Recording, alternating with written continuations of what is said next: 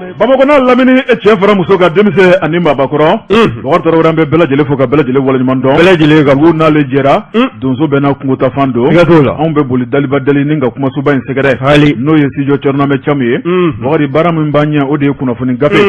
Maa minnu ye mankan kɛ ne ka sɛbɛnni kɛ.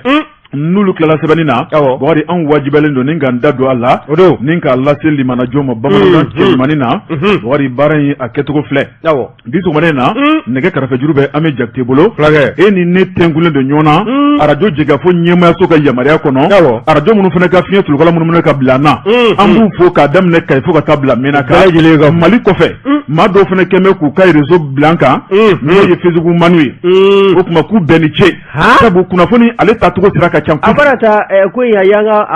a bɛɛ de bɛ ka fara a kan don o don maaw de bɛ fara ɲɔgɔn kan k'an ta k'u bɛɛ ni ce o bɛɛ ka ɲi ko Ala k'u bɛɛ sara u bɛɛ lajɛlen ka kunnafoni di baara don kunnafoni dilaw ka ca kunnafoni baara bɛɛ n'a tɛmɛsira don e ko cogo di k'a fɔ Mɛdi ye k'a ka fiɲɛ bɔ an sen kɔrɔ o bi bɛn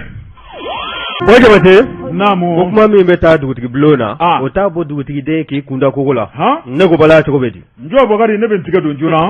l'indicateur de renouveau parce que n'o ye Seydou Jara Jarakɛ a ko min ye Mali politique maaw ye Bakari don o don ko kura don o don kuma kura parce que b'a ko a ko min ye Assise nationale de la refondation a ko Mali kura o min kuma bɛ ka bɔ da kɔnɔ kabini waati jan Bakari min ye Mali sɛbɛnfuraw ye ka yɛlɛma don la Mali a jɔli hakilinaw ka yɛlɛma don la malidenw k'u ɲininka min b'u kun n'u kan cɛ Bakari jan ko degun bɛ se ka ta ka bɔ jamanadenw kan a ko jamana cɛmancɛ fanga ɲɛmaaw kɛn bɛ k'o baara ninnu don parce que b'a ko o baara in kɔni a bɛ taa kuncɛ ka bɛn ni kalo in kuncɛyɔrɔ ye yan'o kuncɛli cɛ a ko parti politique dɔw bɛ yen olu ye faranga ɲɔgɔnna kɛ Bakari baara in nun donna don min na n'o ye sibiri tɛmɛnen ye décembre kalo tile 11 Bakari u ye kangarida kɛ kangarida min k'a yira k'a fɔ ko jaabi min bɛna sɔrɔ Assise la u t'olu fɛla ko ye u t'a fɛ bi u t'a fɛ sini wa u ɲiginna la ka ban a mana k'a fɛn fɛn ye parce que b'a ko parti politique jumɛn ni jumɛn don a ko n'i y'a lajɛ min kɔni ye RPM ye ale n'a ka jirajɛkulu n'o ye cadre min ye cadre Bakari des concertations des partis et regroupements politiques de la transition réussite parce que b'a ko a ko n'i y'a lajɛ ninnu ka tɔn yi min b'a kɔnɔ a dagosi ka bɔ min ye parti politique ye ka taa bila association na Bakari min b'a kɔnɔ i b'a compter fo 60 parce que b'a ko a ko min ye olu b'o sigi kɔnɔna la a ko min kɔni ye sibiri tɛmɛnen dɔw yɛrɛ nana far'u kan Bakari mun nana far'u kan ko fana ma kɛ balinako ye parce que b'a ko u sigilen mun nana far'u kan i tulo kɛrɛmɔsigi ɲɛma dɛ min ye jɛrɛjɛkulu belebeleba dɔ ye n'o ye coordinateur des mouvements associations et sympathisants de l'imam Mamou Diko dalasurala ko a ma ko SEMAS parce que b'a ko a ko SEMAS farala kan a ko o dɔrɔn fana tɛ Bakari min ye plateforme unie pour le Mali olu farala kan Serre pour la nation olu farala kan les forces patriotiques et progressifs Bakari olu fana farala kan min ye parti ACRT olu farala kan Isaka Ojim ale ka senkɔrɔba don tɔn de y'o ye o ACRT Bakari parce que b'a ko ninnu de farala min kɔni ye cadre d'échange kan Bakari i b'a ye k'a fɔ nin k'u kolo girinya a ko min kɔni ye nin tɔn giriman belebeleba ye u ye kangari mun da u ko baara mun bɛ ka kɛ cɛmancɛ fanga maaw fɛ Bakari ko t'olu fɛla ko ye olu kɔni bɛ min fɔ min ye Assimi Sogɛli ye Assise nationale a jaabi mana kɛ fɛn o fɛn ye u t'a la bi u t'a la sini u bɛ min fɔ Sogɛli ni Assimi ye Bakari min kɔni ye Mali ka jamana masakɛ kalafili ka taa bila bulonba kalafili waati min fɔra min kɔni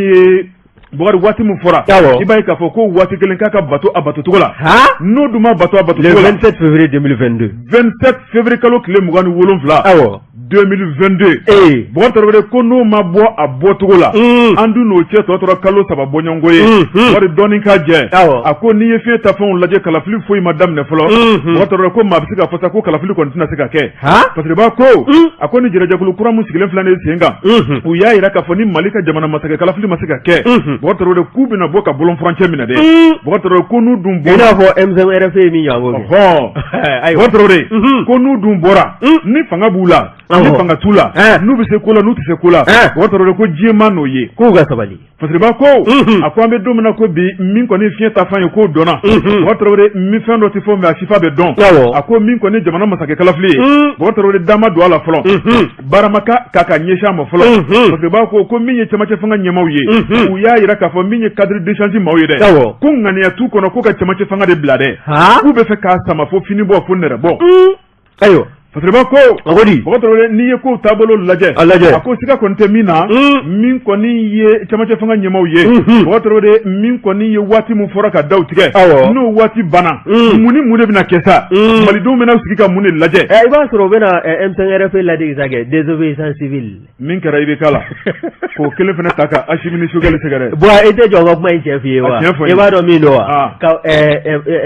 Ibrahim Bokar Keita ka to fangana ya do aye dialogue national inclusive ka organiser deni kera mado ma fa kulu tetawa munu tetare olu de be nyama ya labi chama joro fanga kono olu de be ka asisi labi nago ka teta ka unto fangana nago nana fana nago ka ban wele kata anere keneka an fara ba fa kan teta jonjo la kido aywa o de be la jestake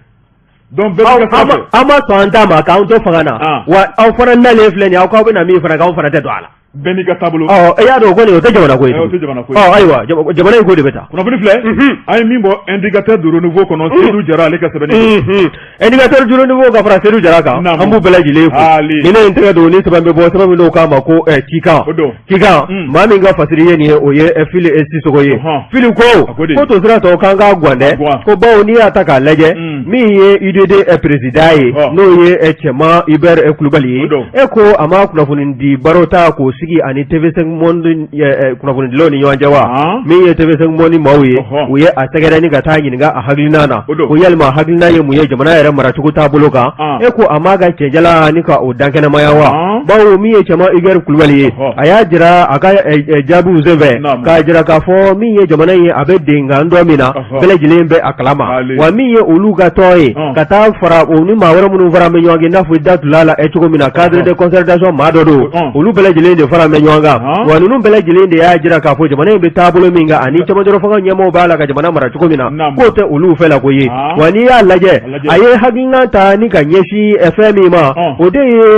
CDO no ye fara fina clive bolo jamana ka tomba ulu ka jamana kutugu ka nyaye laba minu bola ka ke no betke atako biworo nae na bola ka ke Nigeria fa ba konna Abuja ni ya taka alaje mi ye korofo munu na gilna munu dalai kanye shi fazo malibama agogo mi ye chama jara fanga nyamo ye ku kangu ko flete za ko bawo mi ye jamana ye fa tege na ko wo na manya ka fo mi ye seda we akone ayenya gilita wati dola kanye shi onga jamana chama jara fanga nyamo ma ka jira ka fo uganda fulo munu no lube seda o jamana ko nana o ko ni dana swani na fulo nunu bela jile dala folo yani ko nya ka soro ko wa ko mi ye uga munu salo no ye tamawe ni nazara kan fulo ko voyage ko tuna tama ka se o seda o jamana do be ko tuna se o konnana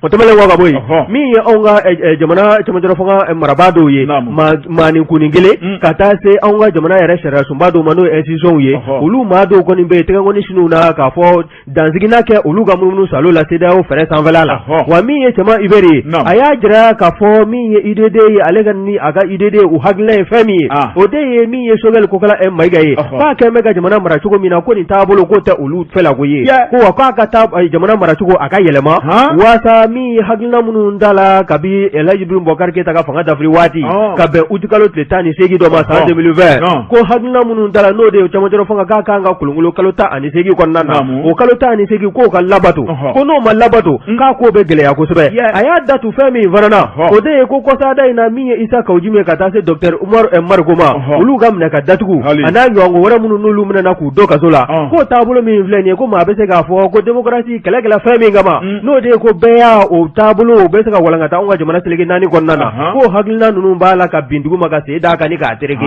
ko bawu akemeza kwal ni dalama ne ni fanga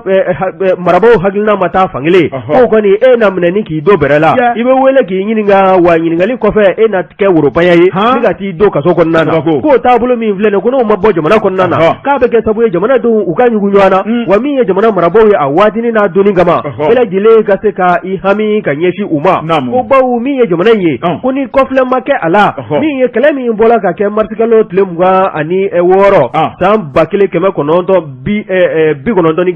n'o ye 1991 ye n'o de ye k'an bɛɛ lajɛlen y'a ɲini k'a fɔ min ye multipartisme ye o ka kɛ jamana kɔnɔna na min ye bɛɛya ye maanifinw da ka labila fɛn minnu b'u u kɔnɔ u k'a fɔ wa taabolo minnu b'o la ani u hakilina ye fɛn min ye jamana joli la o taabolo bɛɛ lajɛlen bɛ se ka kɛ walankata fɛn ye cogo min na ko n'a fɔra ko o baara ninnu bɛɛ lajɛlen kɛla maanifin dɔw de ka nin bɔli siratigɛ la ko o ko ninnu n'a fɔra ko k'o waleya kɔsada in na ko n'a fɔra ko maa dɔw fana bɛ yen tugun n'olu de b'a la ka maanifinw ka gogoro d'u da la ko kɔni k'a bɛ kɛ gɛlɛya belebele ye ko maanifin n'u ma bila u ka taa ni ka sigi kɛ hakilisigi ni basigi kɔnɔna na u ka se ka u yɛrɛ cogoya dɔn wa fɛn minnu bɛ yen u k'a fɔ u da sago la k'a bɛ kɛ gɛlɛya ye jamana marali la ko min bɛ ɲini Choguel Kokala Mayiga fɛ ko min ye furancɛ minnu t'a la ka kalifa kabi uti kalo tile 18 san 2020 n'o de ye k'a ko bɛ kuncɛ ka bɛn ni février kalo nata tile 27 ye san 2022 ko o hakilina ye ko a ka labato n'o tɛ ko CEDEAO kɛlen bɛ ka hakilina min ta yanni janvier kalo nata tile janvier kalo tile nata tile 31 cɛ san 2022 k'a hakilina minnu t'a bɛ ka ɲɛsin jamana ma k'a bɛna kɛ sababu ye ka anw ka jamana yɛrɛ sɔrɔ dabolo yɛrɛ de ka dasɔn o da la min ye nafolo ye n'o ma ye a bɛ kɛ sababu ye jamanadenw ka futinɛbaw minnu bɛ ɲɛmaya la k'u caman bɛ yen bi k'u dufa falen don jamanaden minnu bɛ n'olu bɛ gɛlɛya la ko dɔ de bɛ fara olu ka gɛlɛya kan ka taa fɛ k'o kɔni bɛna kɛ fɛn ye fɛn min n'a bɛ kɛ kinikininko belebele ye nin kun ye cɛman Hubert ka kɔrɔfɔ ye a ye min ta ni k'a sansalama ka ɲɛsin TV5 Monde ma olu minnu ye kunnafoni ɲinili hakilinaw ta ni ka ɲɛsin a ma olu ye Fili Sisoko a ka wuli ka jɔ ye Cikan kɔnɔna na Bɔbɔ Tarawele maa t'i bolo to warada min ka tila k'a tulo tana fɔ a ye ayiwa ne bɛ n tigɛ don ko kura min ye sɔrɔ de Bamako Fasiriba n'o ye Laya Jara badabada Laya Jara Bɔkari a ko min kɔni ye juguya tɛ nkalontigiya sa Bɔkari min ye politiki baara Bɔkari Tarawele ko ni maa min bɛ yen Bɔkari ko ni danbe i ka danbe bɛ kundama dɔ la k'i tɛ se ka kɛ Mali kɔnɔ siga t'o la Fasiriba ko a ko nin bɛ se ka kɛ cogo di a ko ale yɛrɛ kɔni kamana ganna a dabali banna Bɔkari a y'a sigi k'a ɲɛ cɔngɔ k'a lajɛ ni tiɲɛ don a bara ta ko tiɲɛ don koyi Fasiriba ko a ko mun ni mun bɛ yen a ko n'i ye fiɲɛ taabolo lajɛ an bɛ don min na ko bi min ye Mali politiki baara ye Bɔkari Tarawele fɛn o fɛn bɛ bɔ da kɔnɔ k'a ɲɛsin jamanadenw ma ko dɔwɛrɛ tɛ ko nata baara don a bɛɛ fu dɔwɛrɛ tɛ min ye fɛn ɲini baara don dɔwɛrɛ tɛ poche fali don n'o tɛ min ye Mali ko ye Bɔkari Tarawele k'a si ta t'o ye a bɛɛ ye intérêt ye intérêt ka wari ɲini ka poche fa o ye tilala kuma na un point intérêt i tilala kuma na kuma banna ye Bɔkari Tarawele Laya Jara ko a ko min kɔni ye Morema ye n'o ye nin batoni kɔrɔ ye n'o ye Maître Kassim Tapo a ka jɛrɛjɛkulu n'o ye Morema ye Bɔkari Tarawele a ye nin mouvement in sigi sen kan yaasa k'a ka hakilina baaraw boloda n'o tɛ n'i ye Maître Kassim Tapo lajɛ Adema PJ o tɔnden don ni k'i salo ka b'o la ko dɔwɛrɛ tɛ ko ŋaniya wɛrɛ b'a la kɛrɛfɛ Fasiriba ko min ye Maître Kassim Tapo Ibrahima Boubacar Keita ka fanga bɛ dafiri don min na ale de tun ye sariya ani kiiri ministre ye b'a ko min kɔni ye kɛrɛmatigɛli caman kɛra o kɛra maa minnu fɛ o ma dogo diɲɛma la min ye semasi a waati o numéro 10 n'o ye Isa Kawujim ye Isa Kawujim ani Maître Kassim Tapo o sigira kɛnɛ caman kan min kɔni ye Isa Kawujim ye Bɔkari Tarawele dɔwɛrɛ kun t'a bolo bagabagali kuma a b'a bolo dogoni yigijiga ɲɛkɔrɔ a ko bilahi talahi Ibrahima Boubacar Keita a t'a mɛn dɛ a b'a ye de bilahi talahi a bara t'a di y'a ye koyi bawo ka fanga dafiri la bilahi talahi jamana Mali ka di dɛ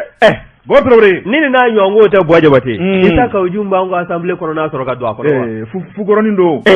mɔgɔw wele ka na a ye n'aw sigi a ka bandiri da disi la n'o tɛ n'an taara bolokɔrɔta la Kalafile cɛ 100 bɛ yen u b'a dɔn kalata yɛrɛ k'i cɛ ka bɔ yen defu tɛ maa min bolo e n'o bɛ sigi ka kuma wa i kana hakili jigin cɛ kuma la ko suguba kɔnɔ popiline feerela ani tɛrɛkali subhanallah Bɔkari Tarawele Fasiriba ko a ko min ka to o de fɔtɔ Bɔkari Tarawele min ye Laya Jara ye a ko bilahi talahi Bɔkari Tarawele ale ɲinɛn'o kɔ ka ban a fɔra minnu ye an ma ɲinɛ a kɔ dɛ Fasiriba ko a ko min ye Maître Kassim Tapo juru garantera ale ni Isa Kabujim ni ɲɔgɔn cɛ o Tarawele min kɔni RPM ye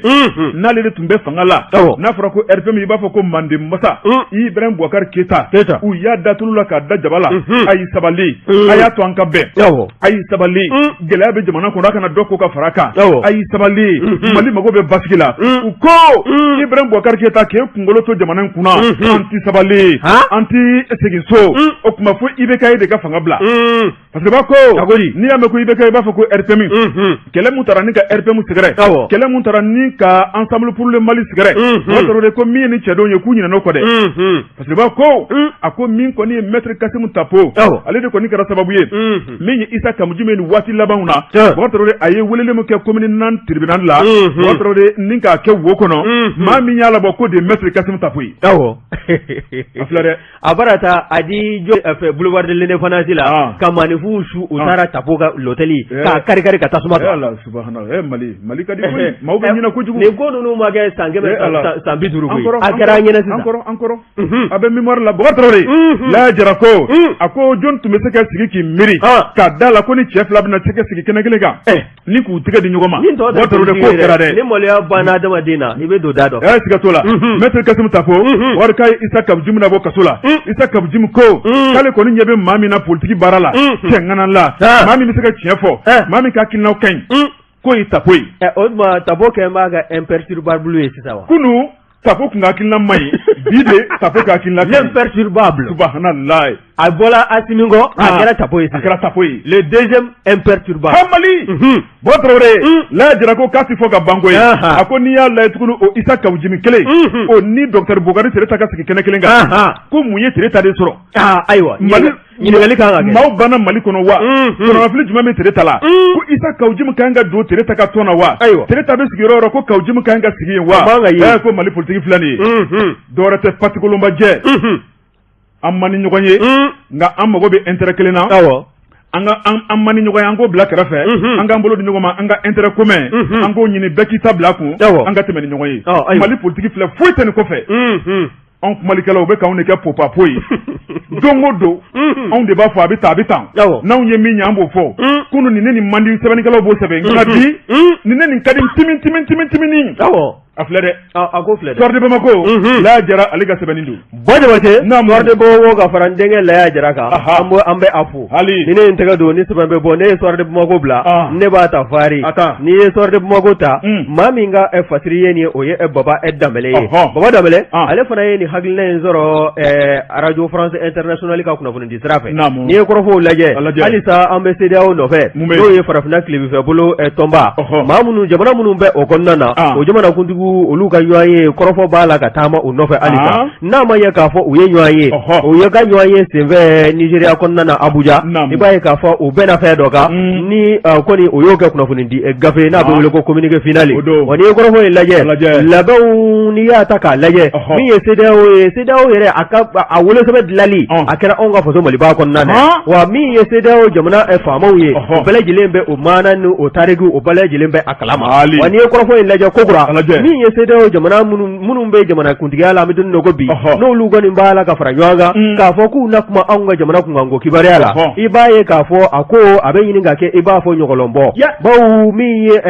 CEDEAO ka kungilenna ye olu b'a fɛ ka gɛrɛntɛ min ta ka ɲɛsin faso Maliba ma min ye fasirikɛ b'a ka fɔ n'o ye Baba Danbɛlɛ ye o kɔni taabolo ninnu a bɛɛ lajɛlen a kɛn bɛ ka manifin caman guwan i kamana na bawo o kɛn bɛ k'a jira k'a fɔ min ye anw ka jamana marabaaw ye n'u ma fɛɛrɛ ni dabali sigi sen kan ka bɛn ni kalata minnu n'o kɛn bɛ k'u laɲini ka bɛn ni février kalo tile 27 san 2022 nata ye k'o kɔni ko n'o ma kɛ ka bɛn ni a waati ye k'a bɛ kɛ sabu ye min ye anw ka jamana sɔrɔ dabolo ye ka se ka a robinet ni k'a fermer ni ye o ko ten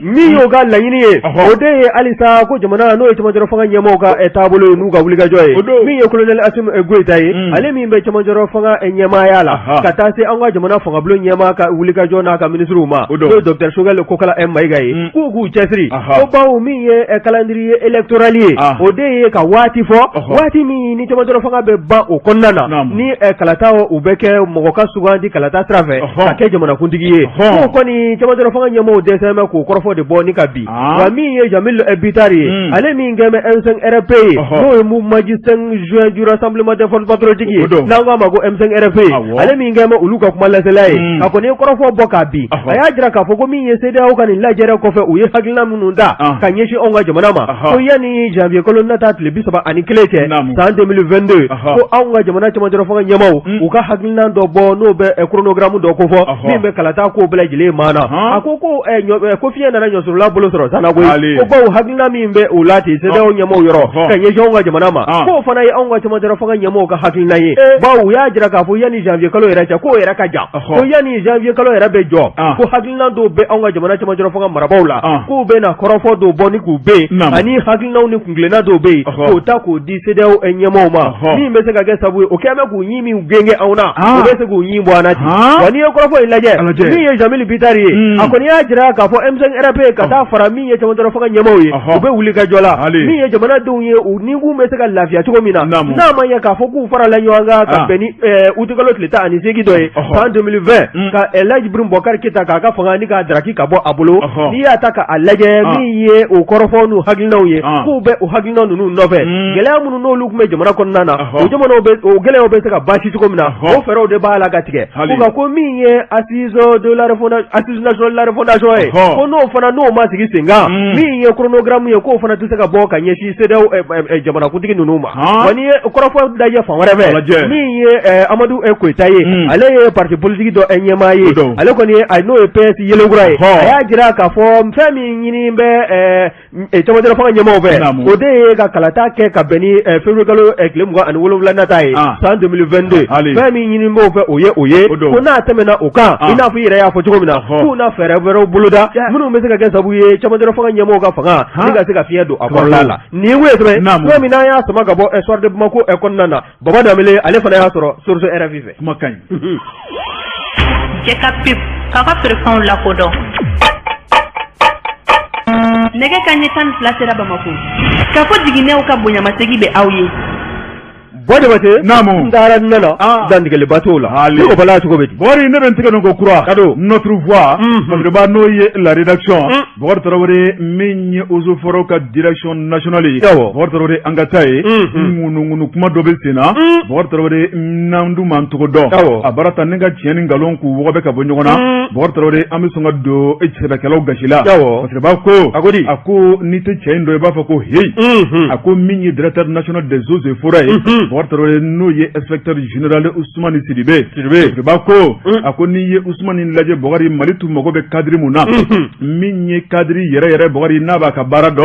ako jamana ko ni bolo seroma jamana bolo seroma ni ko blast yorola Malidu Mogoba la wati mo no wati kalamai Bortoro de ko jone be fika mangu yata ko segere ngali parce que Bako akoni ye fie tafon naje ambe domina ko be ako wuli ka jodo kelembe wuli ka joyi o kembe collectif ni jerajakulu nani frale ɲɔgɔn kan n'i y'o jɛrɛjɛkulu 4 lajɛ o ye société boiserie Farota Sarla a ko ye fɔlɔ ye filanan société africaine du bois SA société de gestion du massif Bay SA ale ni société de transformation de bois n'u ko ma ko Albarka Mali Sarla Bortoro nunu kɛmɛ ka kɛ jɛrɛjɛkulu ye nin tɔn min filɛ nin ye Bogari u ka baara ye ni ka jiri tigɛ ni yiri n'a tigɛra Bogari a kan ka dilan magama ni karama minnu kɔnɔ Bortoro jamana yɛrɛ ye mun fɔ o b'a dilan ka bɛn n'o ye ni min bɛ bɔ ni ta ye i bɛ bɔ ni ta ye parce que b'a ko olu bɛ bɔ ni sɛbɛn dɔ ye olu bɛ baara kɛ ni sɛbɛn min n'o ye permis ye parce que b'a ko mankan ni ŋunuŋunu bɛɛ lajɛlen b'o permis ko de la parce que b'a ko a ko n'i ye ko taabolo lajɛ a ko min kɔni ye directeur national des eaux et forêts ye Bogari ko maaw bɛ ka baga ma a tɛ fɛn mun kunna maaw bɛ ka baga ma a da tɛ fɛn mun na parce que b'a ko jalaki bɛ ka girinya kuma bɛɛ min ye permis ye i b'a ye k'a fɔ Ousmane Sidibé ale sen dalen b'a kan Ousmane a banbɛ ni ka permis di yiri baarakɛlaw ma Ousmane Bogari Traoré a bɛ ka ba ka ministre ka baara ma Bogari Traoré ko dɔnbaliya dan do a ko n'i y'a lajɛ jamana premier ministre Bogari Traoré n'o ye yamaruya di ka taa bila ka ministre la n'o ye yamaruya di maa min ye directeur national ye o bɛ dɛsɛ k'o yamaruya baara kɛ cogo di o tuma ko a sigira a yɛrɛ ye walima maa de y'a bila ye parce que ba ko mamunu ya blay ako ko ni ko yirate Usman ka buna kula ko abe ulu de bolo sabu ni ya laje min ko ni permis bari wati dola akoni ko kun sonsoro no suspension o suspension kono ya mara kala ka di ninga tiga bo permis ka botro de ka di yiri barakelo mo sabu tiya do mamunu do joro ka bo jamana nyina malila botro de min ko ni baraka ke sharia kono hakiya munu fora kay de sharia fe munu fo botro bela jeli dafalin ko ni ya laje yiri abe tiga ni maka mamunu ye abe tiga dugu munu na o dugula mo singanga dola tukomina botro de bebi tasro ni romina ni bela jeli dafalin ko ka ba jamana ko o kuma kini jamara ka kam bori minyo jamana kele ale de kala ka foko ka yamara jo o kuma min ko ni permis sana be bo direction nationale la o toro de o kuma ku kana permis kele di mashima parce que ba ko mamun ta shiro ulu be ka wuli manganchila jema dungo do min ko ni directeur national des eaux et forêts o toro ka ba me ka permis di jiri tikalo ma aka ministre abla baramina avec il faut ka bo ministre ka kuma koro o kuma ko mune ko ba kono parce que ba ko ako minye premier ministre affaire mbali de bolo ka tabla jamana kutikala no colonel Ashimi Goitaye mani ya sabanai o de murbo kone ministre de l'assainissement de l'environnement parce que ba ko ni te wara don iba foko hey wani ni ko tabolo laje ako sika kon temina ma tema be utemin kala monin ko ina jamana premier ministre ale de ko ni ya laje saka ko ya maria o ma min ko ni affaire saka ka bo murbo ya rafina bolo de bo to re kaka ta poli economie la o yo bale ni affaire ta to la poli economie na o te directeur national ka bara bile o jamana yara nyemo ka bara parce que ba ko bari min ko ne câble septembre ko le bi sabate mene e ba ka fo premier ministre ko ne yamara dira min ye pole économie bari ako into bela de na fete fete ako min ko ni mado be bari munu ta ko sidon munu be feka munu be feka tulu de bon tasmaka bari ninga ni ko into nyanga ka ta fe bari ko ni ma sabali ako mali mago te manga na ble mali mago te nyugo bla nyugo na ble sabu ni yiri tikalo ka jira jakulu laje ko gele kelen tuni directeur nationalité u kadi u ka kinaw ye kelen u be barake ɲɔgɔn fɛ o kuma min ye directeur national ko abiku ko foro dongo do be ka fɔ ku ku mago be nana yiritigɛlaw ku ku mago be maminaw de nana o kuma mun na kulu bi kila ka to jugu la tuguni parce que ba ko min ye Usmani a bɛ ka dɛmɛ min ta ka ni yiritigɛlaw sigɛrɛ ko ala de b'a dɔn nka min kɔni jamana ɲɛmaw ye o kuma k'a bɛ bila olu de ka bunaku kɔnɔ n'olu ye min fɔ nin baara in na k'a bɛ laban o de la pôle économie maaw dɛ olu de bɛ na nin ko in tɔ tɛntɛn k'a lajɛ permis kan ka di jɔn ma a man ka di jɔn ma jɔn ye gasi kɛ jɔn ma gasi kɛ mun ni bɛ nin ko in kɔrɔ mun na jamana ko k'u ka permis suspend mun na an bɛ ni bunaku kan bi directeur national kun ka dɔgɔ la o kuma pôle économie n'o ye jamana yɛrɛ ye o de baara daminɛna sisan wa bon an bɛ min fɔ ka dɔw fana kan a ditɔla min filɛ o cakɛda fana ma o k'u jija k'u tile maaw ni ɲɔgɔn cɛ wa dɔ bɛ taa ni gɔngɔn fɛ dɛ fisamantiya kana taa ye a ko la ha wa minnu bɛ yen n'u kɛn bɛ ka ŋanamu kɛ olu ka wele k'u ɲininka faso nafolo bɛ minnu kan kɔnɔ an b'a sama ka bɔ yen n'an ma se k'a bɔ i kan kɔnɔ an b'i kunci baraba kuncili dabila la ma fɔ da an bɛ kɔrɔlen kan an bɛ kana siga n bala min bolo de bon an b'o f'i ɲɛna n bɛ teli bɛ sun mais n y'o f'u ye k'o dugu lajɛ ye anw bɛ taa sira kɔrɔ kan o de y'a to don dɔ n'i ye seli la dɔgɔ i t'i yɛrɛ lafiya sa sabu sira fila taama ba i taara na fa sa dɛ e b'an ka tɔn na anw kɔlɔsitigiw e bɛ balantigiw ka tɔn na n dɔgɔ i yɛrɛ lafiya sa sira fila tagama ma ɲi bɔgɔ ye parce que b'a ko a ko siga kɔni tɛ min na min kɔni ye directeur national des eaux et forêts ye a jabajɛlen don nin ko in na pas o tuma min ye u ka permis balani ye wali k'a bɛ jamana ɲɛmaw de bolo o tuma minnu bɛ sɛbɛnni kɛ k'u ka sɛbɛnni kɛ cogo dɔn minnu bɛ ɲɛfɔli kɛ u k'u ka ɲɛfɔ cogo dɔn n'o tɛ k'u bɛ don Usmani kasi la dɛ kunnafoni filɛ nin ye an ye min bɔ notre voix kɔnɔ jamana in kɛmɛ sisan n'i ye nkalon da maa na n'a ni tiɲɛ bɔlen bɛ dɔwɛrɛ se wɛrɛ t'a ye koyi a b'i wele bɔgɔ jɛlen kan wa ni nkalon in ko tɛ ka nkalon da directeur national la cɛ caman bɛ taa wo kɔnɔ ala kibaru ni dalu t'i bolo i bɛ taa o la kɔsɔ u k'u ka minɛnw labɛn bɔ jabate ni ne n tɛgɛ don ni sɛbɛn bɛ bɔ sɛbɛn min n'o k'a ma ko lɛnɛfana lɛnɛfana o ko tɛ min ye fɛn tɛ tɛgɛ min kɔnɔ n'i y'o tɔnɔ min laban o tɛgɛ bɛ laban bɛ kari ni ne n tɛgɛ don min ye lɛnɛfana ye n'i y'o ta maa min ka wuli ka jɔ ye nin ye o ye Mohamed Haidara ye Mohamed ko halisa ko anw ka jamana ka gɛlɛya a bɛ maaw de kɔni da kɔnɔ diɲɛ ɲɛfɛ min ye farajɛla keleyatɔba ye n'o ye Union européenne ye ye a bolofara min be n'olu ka baara ɲɛsin bɛ Union européenne jamanaw ani jamana wɛrɛw cɛ sira taamali kunkan ko fɔli ma n'a bɛ wele ko Conseil européen des affaires étrangères olu kɔni ye barodalasigi kɛ kununko ntɛnɛn ka ɲɛsin anw ka jamana ma wa n'i ye kɔrɔfɔ in ta k'a lajɛ a senfɛ i b'a ye k'a fɔ olu fana k'o tɛ ka kangarida ka taa ka ɲɛsin anw ka jamana ma wa bawo n'i ye a lajɛ o y'a jira k'a fɔ min ye kununko ntɛnɛn ye n'o bɛna novembre kalo tile 15 tɛmɛlen décembre kalo sanfɛ ayiwa kunun ntɛnɛn o tun ye décembre kalo tile 13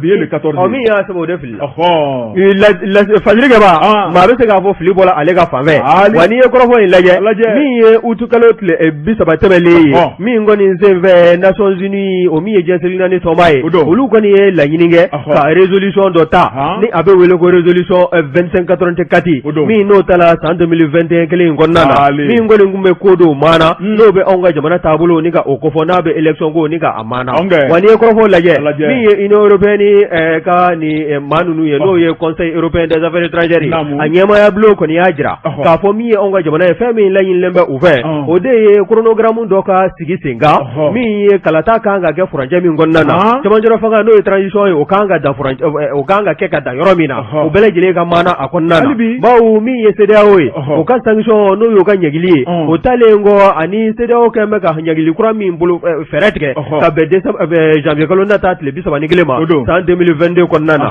ko min ye Union européenne ale fana tɛ fɛ k'i sen da o sen da nɔ na wa bawo n'i y'a ta k'a lajɛ o y'a jira k'a fɔ anw ka jamana se wɛrɛ tɛ olu ye koyi min ye Conseil européen des affaires étrangères ɲɛmaya bulon ye u ko k'u bɛna fɛn min ta ka ɲɛsin anw ka jamana ma o de ye maa minnu bɛ yen ni CEDEAO ɲɛmaya bulon tun y'a jira k'a fɔ ko u ka taama n'o ye voyage ye ko dansigi ka kɛ o la min y'u ka sɔrɔ dabolo minnu n'olu bɛ jamana kofɔlen ninnu kɔnɔna na ko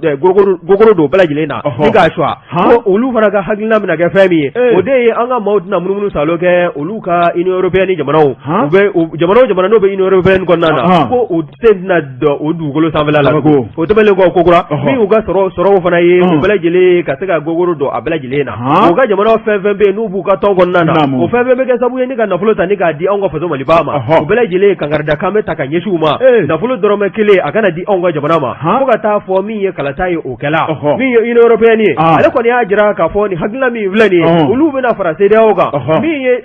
n'a sɔrɔla CEDEAO kɔni kun ye maa 149 a ye tɛgɛnkɔni si u la ka taa se an ka institution maa dɔw fana ma k'a fɔ k'olu kɔni dansigina kɛ olu ka taama na an'u ka nafolo ni k'a don bɛrɛ la fɔlɔ yanni kow bɛɛ lajɛlen ɲɛ ka dɔn wa Union européenne ale kɔni ma maaw hakɛ dan fɔlɔ koyi nka a kɔni kɛn bɛ k'a jira k'a fɔ k'a sɔɔni k'a tɛmɛ a b'i sen da CEDEAO ɲɛmaaw fana sen da nɔ na o min bɛna kɛ sababu ye anw ka jamana min ye wulikajɔ ye cɛmancɛ fanga ɲɛmaaw o k'u cɛsiri min ye anw ka jamana kalata cɛmancɛ fanga kan ka daminɛ hakɛ min na ka taa bila hakɛ min na o ka se ka ɲɛfɔ min ye chronogramme détaillé ye o tɛmɛnen kɔfɛ min ye kalata fana ye o kan ka kɛ furancɛ min kɔnɔna na o bɛɛ lajɛlen fana ka maanaw kɔnɔna na min ye colonel Assimi Goïta ye ka taa se an ka cɛmancɛ fanga fangabulon ɲɛmaa ma n'o ye Choguel Kokala Maïga ye o n'a ka ministres bɛɛ lajɛlen k'i fanga di ɲɔgɔn ma min ye jamana in a bɛ se ka bɔ dingɛ kɔnɔ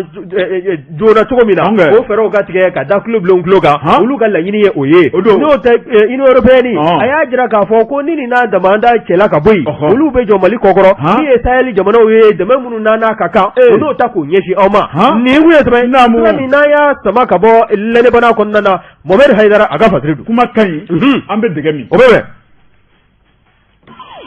bɔ jabate Namu. A ye n bila mɛn ka kulusi jala siri i b'a sɔrɔ i b'i ɲinw de bolo ne ko bala cogo bɛ di Mɔmɛdi Tarawele min ye nin zikiri duman ye o de an bɛ dɔnkilidalaw fo maa minnu ye pasa duman dilan jɛgɛfɔ la ko ni ce ko Ala k'u sara o ka fo Ala k'u kisi dadimi ma Ala ka dɔ fara u ka yangan kan ko pasa ninnu bɛɛ lajɛlen bɛnn'a ma Bɔri ne bɛ n tigɛ don le Wakadu parce que n'o ye la rédaction ye Bɔri a ko bureau du vérificateur général ye Bɔri hakɛya min bɛ min ye sariya sigi kunda Bɔri b'a ye k'a fɔ an ka collectivité n'o ye an ka marabolo ye ni ka to ka tulu dodoloma k'olu sɛgɛsɛgɛ baara kɛcogo la a kɛcogo ɲuman walima a kɛcogo jugu la Bɔri kuru min bilalen bɛ o de ye 100 sara la 60 maa ma in ka jigin o jukɔrɔ fasiriba ko a ko Samba Alhamdu Babi ale min vérificateur général ye watorore aka cɛdon ye wuli ka jɔ kɛ ni ka taa daka gun kan ka sɛgɛsɛgɛli baaraw boloda fasiriba ko n'u taara min ye collectivité o dantigɛ baaraw bɛ sigi cogo min na bari u bɛ olu ta ni kulu fɛsɛfɛsɛ min kɔni ye baara minnu nun donnen bɛ k'o lajɛ fasiriba ko n'i y'a lajɛ mairie ale ka nafasɔrɔ sira belebeleba o ye TDRL ye ko an bɛ don min na ko bi min ye TDRL kɔni ye o kuma tɛ sabu banbagaciya wale o waatile an ka jamana kɔnɔ maa tɛ se k'i bolo jan maa ye bilen fasiriba ko min kɔni ye hakɛya 20 bɔɲɔngo ye o de ɲinina bari n'i y'a lajɛ o hakɛya 20 san 2016 ni ka taa bila 2018 la o kuma min kɔni ye baaraw ka kɛ ka bɛn ni o ye o 20 kɔnɔna la 5 taara ka bila kɛrɛfɛ bari ni k'o sama ka bɔ a la k'o tɛ se ka kɛ 15 tɔ in bari min kɔni jateminɛ o nana kɛ 15 in na o kuma ka baaraw dɔdɔlima k'a lajɛ bari min ye 9 ye o kuma olu kɛra ka ɲa o kuma 2 kɔni bari ngori bɛ olu la 4 kɔni bɛ bari b'a ye k'a fɔ olu taara ka bila kɛrɛfɛ fasiriba ko n'i ye san 2019 fana lajɛ a ko laɲini min fana kun kɛn bɛ o la min kɔni ye kuru 26 bari o kun laɲini kɛlɛ n'o ye recommandation ye bari n'i y'o laɲini fana lajɛ 9 bɛ yen o kuma olu ma se ka kɛ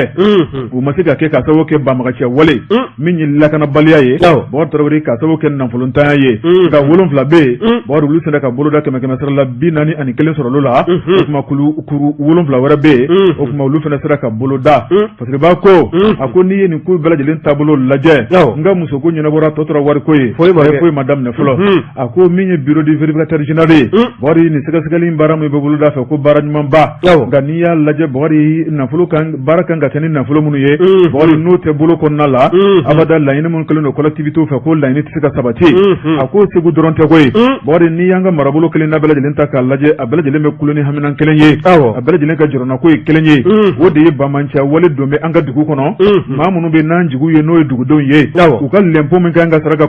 komini ɲɛnamaya dɛ o kuma o lɛnpo in kɔni ko sarabaliya o bɛ fan bɛɛ lɛnpo tɛ ka sara wari maire jigi ye juma wɛrɛ ye a ko min ye partenaires ye n'olu kan ka na nafolo de min y'o partenaires fana caman bɔn bɛ o la minnu fana kelen-kelenninw bɛ bɔgɔri olu ka wari tɛ sɔrɔ ala hɛrɛ la a ko sogo ka pasan muru da ka go fasiriba ko a ko min kɔni laɲini min kɛra ka ɲɛsin segu ma n'o ye dakagu ye bureau du vérificateur général ye Samba Alhamdu Babi a ka cɛdenw fɛ bari ko maa bɛ se k'a fɔ sa min kɔni 100 sara ni 60 kun ɲininen don o kuma ko 44 o sɔrɔla ni minɛ ka bili da k'a ka fisa ni da lankolon ye kunnafoni filɛ nin ye an ye min bɔ Wagadu kɔnɔ la rédaction olu ka sɛbɛnni don Wagadu ka fara rédaction maaw kan an b'u bɛɛ lajɛlen fo hali bon jabate ni ye n tɛgɛ don ni sɛbɛn bɛ bɔ sɛbɛn min ko a ma ko Mali Tribune Mali Tribune min ye Kuresi Sise ye nin ye a ka wuli ka jɔ ye Kuresi ko min ye fɛɛrɛ min n'a bɛ kɛ sababu ye jamanaden minnu bɛ yen fantan ni faama ko t'a la ni bingɛn bɛ u kan n'u ka hakɛw daraki bɛ ka b'u bolo u ka se ka t'u jɔ kɛnɛ in kɔnɔna na ni ka se k'u hamina ni k'a fɔ jamana faamaw ye o kɛnɛ in nin kun bɛna kɛ a tako 25 n'a ye n'a bɛ wele ko 25e édition n'o ye espace d'interpellation démocratique EID n'i y'a ta k'a lajɛ maa bɛ se k'a fɔ o kɔni tribunalu bɛɛ lajɛlen kɛlen kɔ k'u sen n'u dungɔ kɛ walima o kɛlen kɔ k'u ka écrits tigɛ n'i ma nisɔndiya n'i ma nimisi wasa sɔrɔ a ko kɔfɛ i bɛ se ka t'i ta da kɛnɛ min sanfɛla la walasa faamaw k'u lamɛn o kɛnɛ de ye nin ye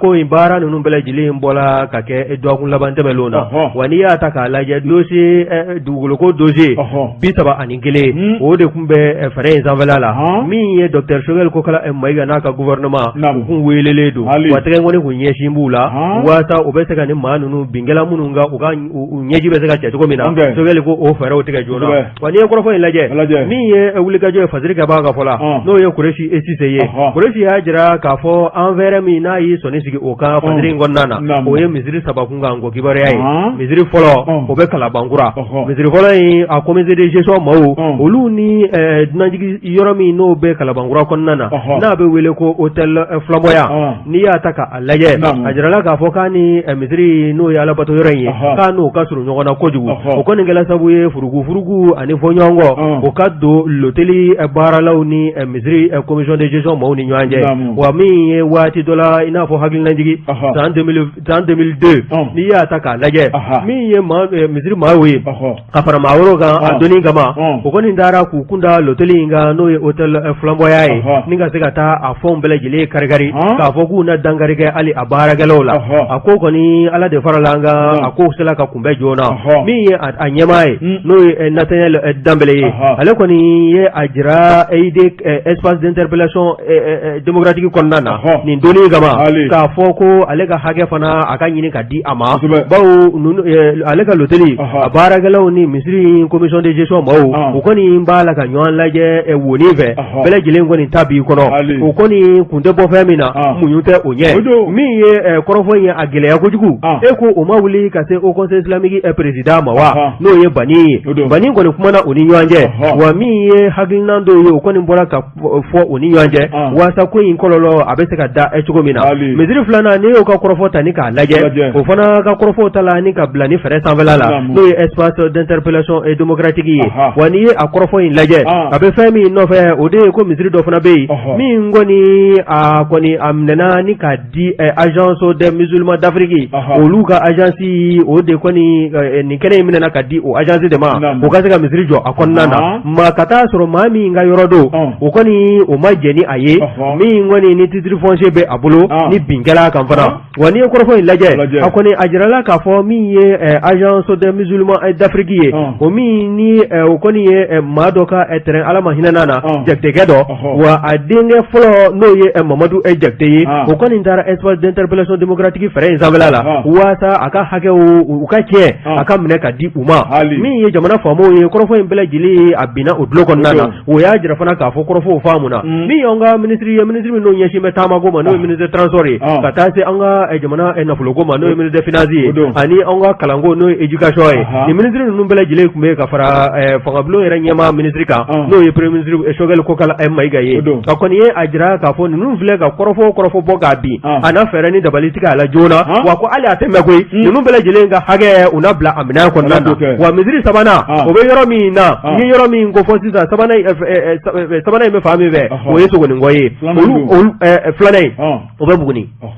n'i ye kɔrɔfɔ in lajɛ nin bɛɛ lajɛlen kɔni ye yɔrɔ ye sa yɔrɔ minnu kɔni n darakila ka b'u tigiw bolo ka taa sɔrɔ u ka papier jɛlen bɛ u bolo titre foncier lama min kɔni n'a minɛna ka di ka misiriw jɔ a la ni misiri jɔlen kɔ olu kɔni ɲɛ tɛna o kɛla nin yɔrɔ kofɔlen ninnu ye maa ninnu bɛɛ lajɛlen kɔni kɛn bɛ ka kulekan bɔ o de Sise ka fɔ la n'o ye fasiri kɛbaa ye k'a fɔ u ka hakɛ a ka di u ma u ka bila u ka hakɛ minɛ kɔnɔna na bawo jamana o jamana bɛ yen ni jamanadenw ka hakɛ bɛ minɛ u la k'a ndaraki ka b'u bolo a bɛ kɛ jamana ye jamana min ni maaw bɛ sigi ka ɲɔgɔn kɔnɔ wa n'i t'u la a tigi maa na waati ni don natɔ kɔnɔna na k'a sɔrɔ a ye se sɔrɔ a bɛ kɛ gɛlɛya belebele Choguel Kokala Mayiga a kɛnɛ kɔnɔna na a kɔni ye layiru ta bɛɛ lajɛlen ye k'a fɔ maa o maa bɛ yen ni bin kɛla i kan n'i ka hakɛ minɛ n'i la i na bila i ka hakɛ minɛ kɔnɔna na ko wa n bɛ segin a kan k'a la waati tɛ mɛn fɛɛrɛ bɛ sɔrɔ a bɛɛ lajɛlen na min ye Kuresi Sise ye nin kun y'a ka fasiri ye an ye min sama ka bɔ Mali tribune kɔnɔ bon Traoré hakɛ ye fɛn juguba ye o tuma an ka yɔrɔ jan hakɛ la kunnafoni tun b'an bolo kɔrɔ o de ni ɲɛmaayaso y'a suma k'a kan kun ayiwa nin y'o minɛn kɔnɔ siyaani ne ye ni minɛn ninnu kɔnɔ siyaani na an bɛ barika da waleɲumandɔn foli ta ni ka bɛɛ lajɛlen sɛgɛrɛ bon Traoré o tuma min kɔni ye wajibi ye sa an na foli ta ni k'an ka lamɛnbaa dɔw sɛgɛrɛ jankɔrɔba in bɛ Maroc n'o ye chef escadron Lassine Tamba Keita ale ye commandant groupement territorial de gendarmerie a ɲɛmaaba an b'a fo dɔ de bɛ fara jala in kan nin ye tiɲɛ dɛ bon Traoré o tuma jankɔrɔba in n'o tura Siso dɔ le maestro Grand Diawuso an b'a fo belebele Badalabugu sigi kɔnɔna la ani a ka baarakɛlaw bɛɛ lajɛlen min ye El Hadji Bɛɲɛ Ɲare Zenith Air Bɛɲɛ Ɲare i b'a fɔ ko climatisation ka taa bila sojɔko la a den Kayatu Batoma ale ni madame Sabake sama tan b'u bɛɛ lajɛlen fo ka Fafeke Jaramana bila marabolo kɔnɔ a directeur du programme de Zen Daw ye n'u ka association dɛmɛ tɔn n'o Ya Blanche Daw ye an b'a fo ka waleɲuman dɔn transitaire Ali Kuma Kumala transiteur Bangoni n'an b'a fo ale ni CNC ɲɛma commune 1 na Kabala Mali Batukunɛ Jakite an b'a fo ka waleɲuman dɔn min ye a n'a baarakɛɲɔgɔn bɛɛ lajɛlen ye jankɔrɔba in n'o ye Samu Mariko a filɛ nin ye Sanso maire do wari an b'a fo ka waleɲuman dɔn e ko togodi bo jabate min be dawka de yanta se ganta yina mu fana u belajilen be on lame jamu ka damna foka ta kunje ba radio ko ni atamu nun ka ta fa refe bo dore ne kuna fulla baye min yi ka nya shal islamo belajilen misri almu barakata nafla ne mo babu ara ko fe ko ka dal islamo belajilen to ko kulu ye misri joli damne o kuma ku jigi dal islamo kan dro me man ko bakile mancha misri ka be sofasimana o kuma ko korolen do garo be fa ka misri belele baye ma min be fa ku de manin na folo shiman nege ka tabla chencena wortore ko ala ka barado ka afrika kumbe minjani na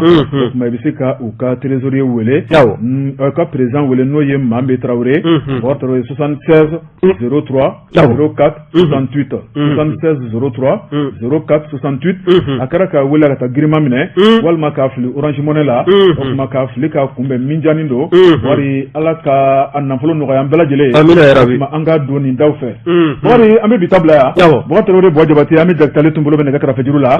kuna foni kelen be santlama sufeto madu nege kaya mugan wati shini araba nege kaya tan kele sanga tan bisaba o kuma mi se kenen ka mi masoro shini kuna foni na ambo da bela jele klo kala dirala amba fosa akambe je wati were wa salam